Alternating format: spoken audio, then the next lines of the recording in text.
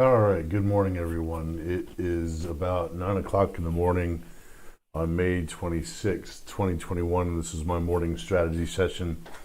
A little bit later than usual. I don't know why, but both my 5-year-old and my 3-year-old woke up at about 3 o'clock this morning, like it was time to party or something. And so then when it came time to wake up and get everybody off to school and to daycare, things were moving a little bit slower than usual. So this strategy session's coming in about 15 to 20 minutes later than usual, but that's the way it goes. All right, so first thing I have up this morning is ZS. It stands for Z-Scaler. And it had an okay earnings beat. It was estimated to have come in at 7 cents, and earnings per share came in at 15 cents, which represents a 110% beat on earnings. And so its pre-market right now is at $193.30. It's got about an 12% pre-market run-up in price. And so what I'm doing, I put 3 levels on it.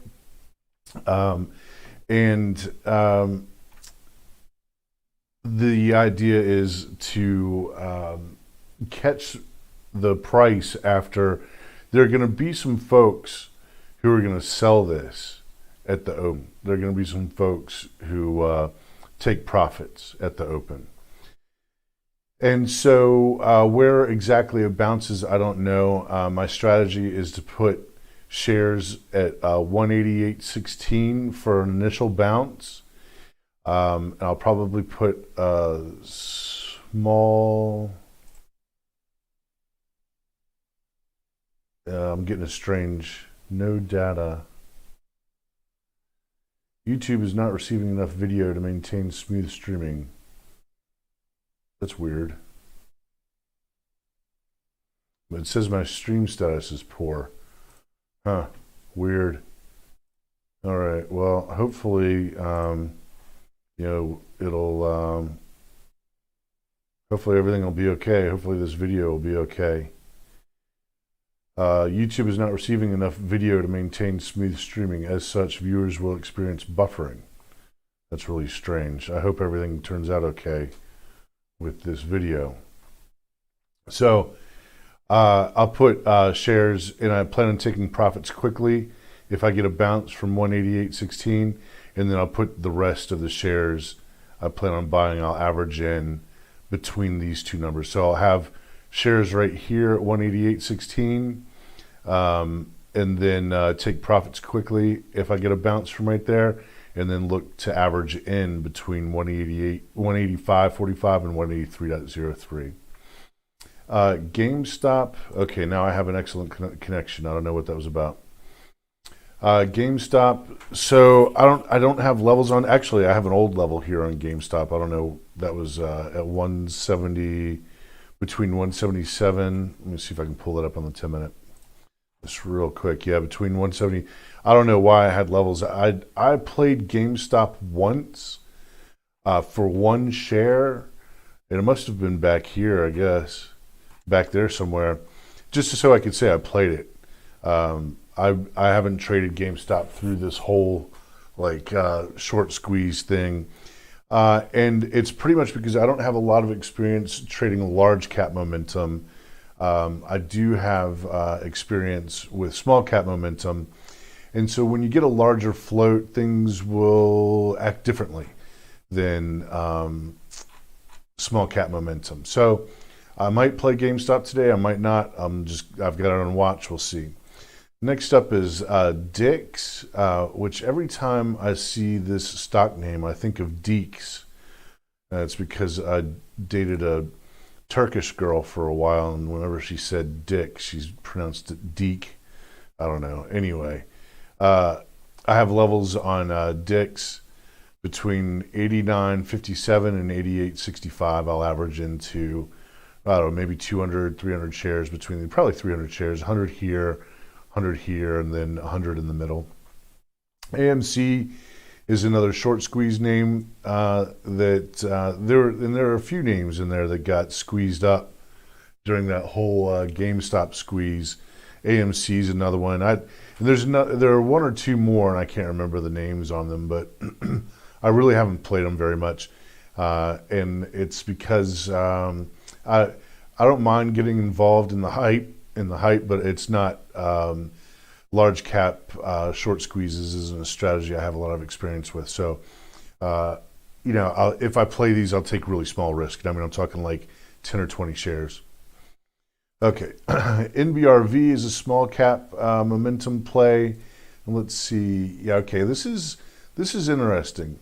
Now, this one actually kind of has a little bit of a high float. It's got a float of 29 million shares, and that's about 20 million more shares than I like to see in a float, but it's okay. Nabriva Therapeutics phase 3 trial of antibiotic medication for bacterial pneumonia meets primary endpoint. Let's see. Said Tuesday that the phase 3 bridging study of lefamulin in Chinese adults with community-acquired bacterial pneumonia has achieved its primary endpoint. The top-line results showed that the drug was non-inferior to moxifloxacin, with the former demonstrating a critical response success rate of 76.8% compared with 71.4% for moxifloxacin. Lefamulin was also found to be generally safe and well tolerated, with an overall rate of treatment emergent adverse events comparable to that of moxifloxacin, or whatever. All right, so the biopharma company also said that research partner Synovant Sciences signed a deal with another drug company for development and commercialization rights of lefamulin in Greater China. The deal is expected to close in calendar Q2. This is good news. That's definitely news that will cause this thing to trade. So of the two small caps here, I will be looking at NBRV. Actually, and PIRS has good news too here. And this is a continuation play from yesterday. You can see down here yesterday, this thing did a pretty solid climb. It opened here at 225, and then closed near its highs at 379. And now, if it opened up right now, it would open up at 487 up here. Pretty solid action going on. Let's see, the news down here is PIRS Pharmaceuticals initiates respiratory ophthalmology collaboration with the Genentech. Okay. So Genentech's a pretty big company. So there's a partnership with a bigger company. There must be some drug or procedure or something that a big fish is interested in collaboration with a small fish. All right. So that is pretty much let's see about the broader market here. A little bit of sideways action on the SPY. Nothing too exciting going on here. Close to all-time highs.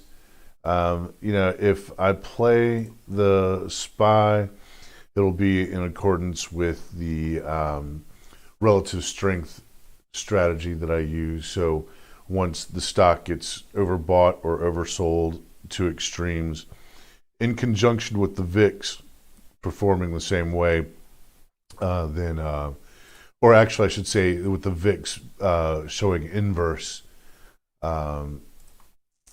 activity, then I'll have an entry. But pretty slow at the moment, so not a lot to trade there on the SPY. I mean, yesterday's range, let's look at yesterday's range here.